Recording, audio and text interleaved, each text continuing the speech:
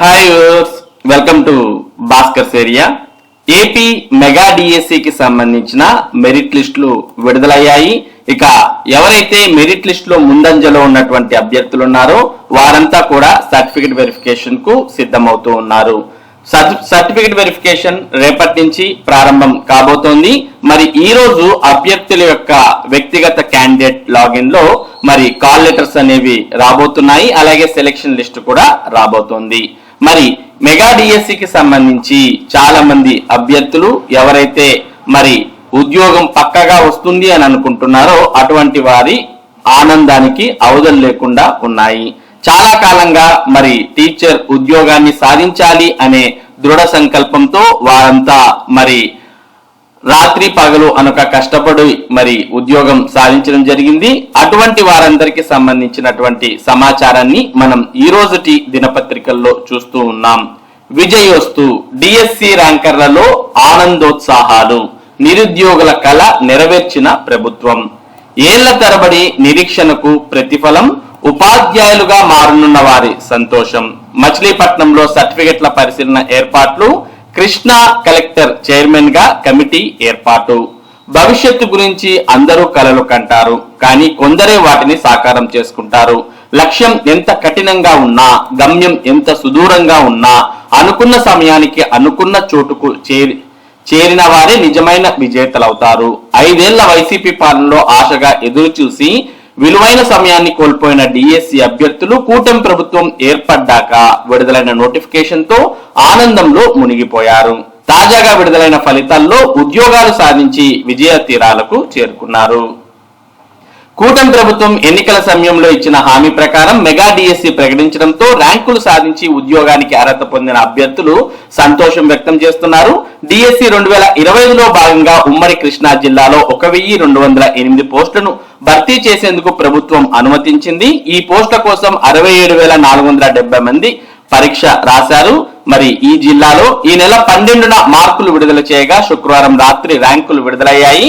ఉమ్మడి జిల్లాల్లోని జిల్లా పరిషత్, మండల పరిషత్, మున్సిపల్ పాఠశాలల్లో అలాగే స్కూల్ అసిస్టెంట్ పోస్టులు, సెకండరీ గ్రేడ్ టీచర్ పోస్టులు, టీజీటీ పోస్టులు, పీజీటీ పోస్టులు ఇలా అన్ని రకాల పోస్టులను ప్రభుత్వం భర్తీ చేయబోతోంది. ఇక వీరందరికీ రేపటి నుంచి సర్టిఫికేట్ వెరిఫికేషన్ అనేది జరగబోతోంది. దీనికి సంబంధించిన సమాచారాన్ని మనం ఇక్కడ చూస్తూ ఉన్నాం. డిఎస్సి ధ్రువపత్రాల పరిశీలన 25వ తేదీ నుంచి అంటే రేపటి నుంచి. మెగా డిఎస్సి మెరిట్ జాబితా విడుదల చేసిన పాఠశాల విద్యాశాఖ సోమవారం నుంచి ధ్రువపత్రాల పరిశీలన చేపట్టనుంది. ఇందుకోసం 2-3 రోజుల సమయం ఇవ్వనుంది. రిజర్వేషన్ల ఆధారంగా అధికారులు కట్ ఆఫ్ మార్కులను నిర్ణయించారు. పోస్టులకు ఎంపికైన అభ్యర్థులకు 1:1 విధానంలో కాల్ లెటర్లు ఇవ్వనున్నారు. వెబ్సైట్ లోని అధికారుల అభ్యర్థుల లాగిన్ లో ఆదివారం కాల్ లెటర్లను అందుబాటులో ఉంచనున్నారు. ధ్రువపత్రాల పరిశీలన తర్వాత కౌన్సిలింగ్ నిర్వహిస్తారు. ఈ ప్రక్రియ అంతా సెప్టెంబర్ 1వ వారంలోగా పూర్తి చేయనున్నారు. ఎంపికైన అభ్యర్థులు 2వ వారంలో పాఠశాలల్లో చేరేలా పాఠశాల విద్యాశాఖ షెడ్యూల్ రూపొందించింది. రిజర్వేషన్లు, ధ్రువపత్రాల పరిశీలనలో జిల్లాల్లో సమస్యలు తలెత్తకుండా రాష్ట్ర స్థాయి నుంచే అన్ని ఏర్పాట్లు చేస్తున్నారు. ఉమ్మడి జిల్లాలకు నియమించిన ప్రత్యేక అధికారులు స్థానిక అధికారులతో సమన్వయం చేస్తారు. టెట్ ఒకటి, డిఎస్సికి మరొకటి.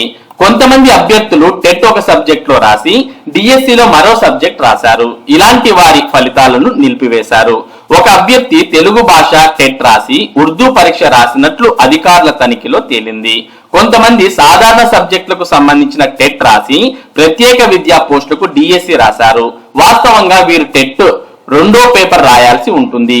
మరికొందరు సాంఘిక శాస్త్రానికి సంబంధించిన టెట్ రాసి గణితం సబ్జెక్ట్ కు డిఎస్సి రాశారు.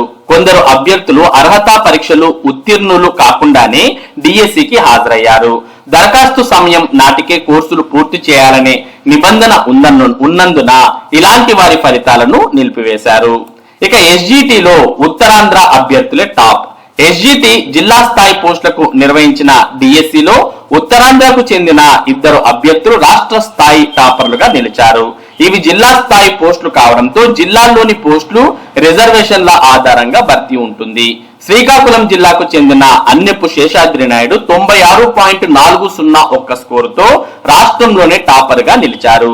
విజయనగరం జిల్లాకు చెందిన సుంకరి మోహన్ రావు 94.649 స్కోర్తో రెండో స్థానంలో ఉన్నారు.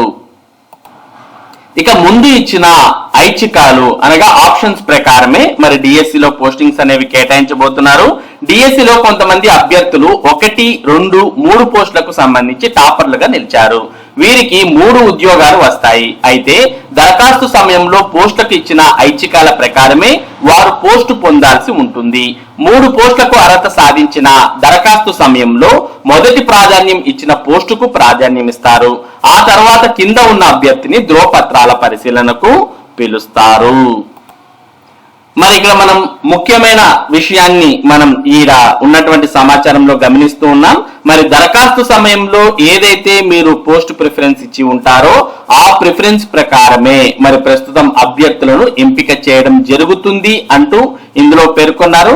కాబట్టి దీన్ని బట్టి మనకు ఏవైతే మీరు దరఖాస్తు సమయంలో ఇచ్చినటువంటి ఆప్షన్స్ ఉన్నాయో ఆ ఆప్షన్సే ఫైనల్ అయ్యే అవకాశాలు ఎక్కువగా కనిపిస్తూ ఉన్నాయి. మరి చాలా మంది అభ్యర్థులు దీనికి ఎడిట్ ఆప్షన్ అడిగారు.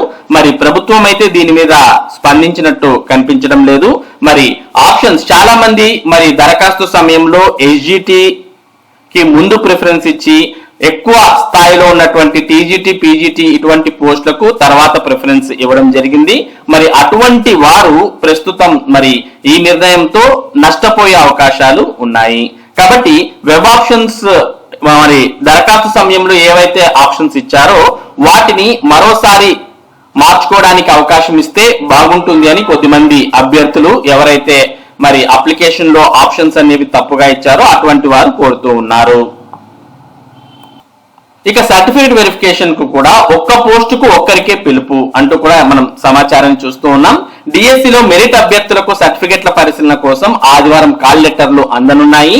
ఏపీ డిఎస్సి వెబ్సైట్ అభ్యర్థుల లాగిన్ లో పాఠశాల విద్యాశాఖ వీటిని అందుబాటులో ఉంచనుంది.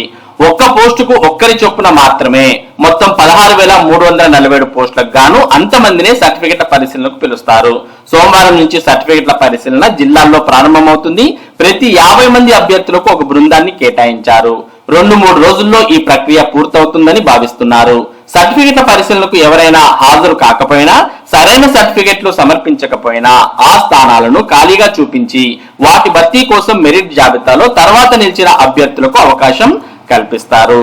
కాబట్టి మరి ఈ రోజు మీ యొక్క క్యాండిడేట్ లాగిన్ లో వెబ్సైట్ లోని మీ యొక్క క్యాండిడేట్ లాగిన్ లో అభ్యర్థులకు మరి కాల్ లెటర్స్ అనేవి రాబోతున్నాయి.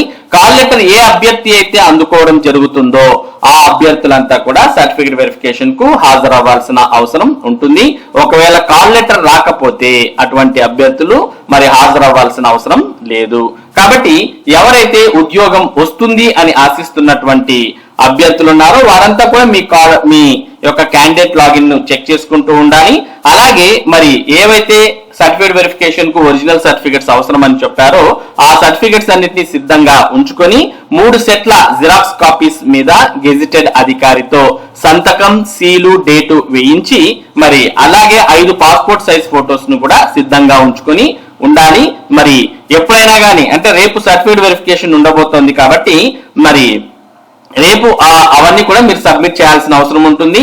ఒకవేళ మీ ముందు అంటే జాబ్ కి మీ ముందు 1-2 లేదా 3 వరకు కూడా మరి మీకు జాబ్ వచ్చే అవకాశం ఉండి మరో 2-3 మీ ముందు ఉన్నట్టయితే అటువంటి వారు కూడా మరి ఇవన్నీ కూడా సిద్ధం చేసుకుని ఉండాల్సిన అవసరం ఉంటుంది. ఒకవేళ ఎవరైనా అభ్యర్థి మరి సరైన సర్టిఫికేట్ సమర్పించినటువంటి పక్షంలో తర్వాత ఉన్నటువంటి అభ్యర్థిని పిలిచే అవకాశాలు ఉన్నాయి. ఇది మెగా డిఎస్సికి సంబంధించి ఇప్పుడున్నటువంటి ముఖ్యమైన సమాచారం. ఇటువంటి ముఖ్యమైన సమాచారం టెట్ మరియు డిఎస్సికి సంబంధించిన అప్డేట్స్ ను భాస్కర్స్ ఏరియా మీకు అందిస్తూనే ఉంది. మరి ఈ అప్డేట్స్ మీరు మిస్ కాకుండా పొందడానికి మన భాస్కర్స్ ఏరియా యూట్యూబ్ ఛానల్ కు సబ్స్క్రైబ్ అవ్వండి. Thank you for watching this video.